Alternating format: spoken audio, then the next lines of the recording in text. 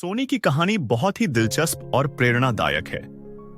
वह एक मजबूत और साहसी महिला है जिसने अपने सपनों को साकार करने के लिए वैवाहिक बंधन को तोड़ दिया।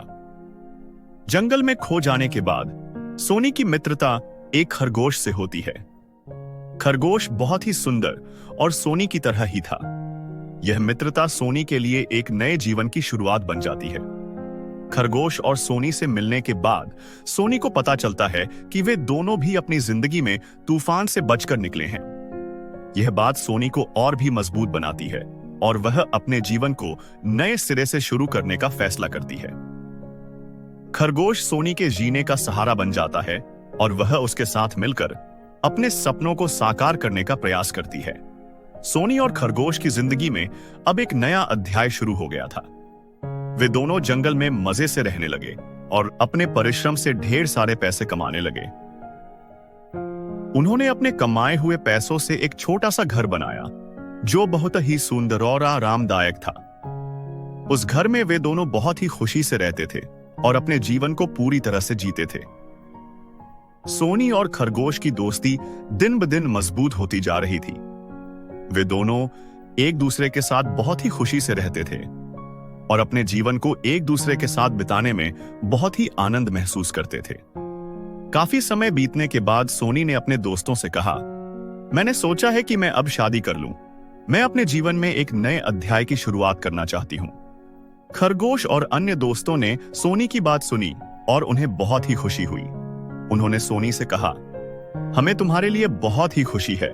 हम तुम्हारी शादी के लिए पूरी तरह से तैयार हैं। सोनी ने अपने दोस्तों से पूछा, लेकिन मैं किससे शादी करूंगी? मैं किसी ऐसे व्यक्ति से शादी करना चाहती हूं जो मुझे समझे और मेरे साथ खुशी से रहे। खरगोश ने सोनी से कहा, हमें लगता है कि हमारे जंगल में एक व्यक्ति है जो तुम्हारे लिए उपयुक्त हो सकता है। वह एक अच्छा और समझदार व्यक्ति है।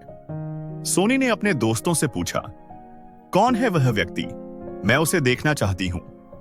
खरगोश ने सोनी को बताया कि वह व्यक्ति कौन है और सोनी ने उसे देखने का फैसला किया।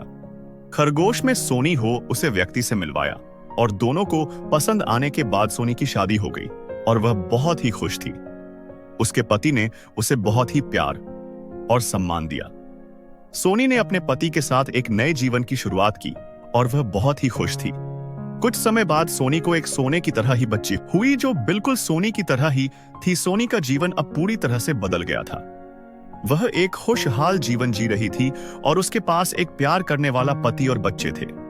सोनी ने अपने जीवन में बहुत ही कठिनाइयों का सामना किया था, लेकिन अब वह एक खुशहाल जीवन जी रही थी।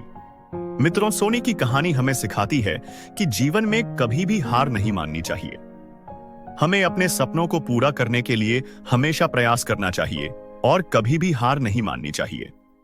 लेखक मार्कंडे प्रसाद विश्वकर्मा ने अपने कलम से अगला एपिसोड एक नए किरदार के रूप में एक नई कहानी के साथ मिलेंगे। धन्यवाद।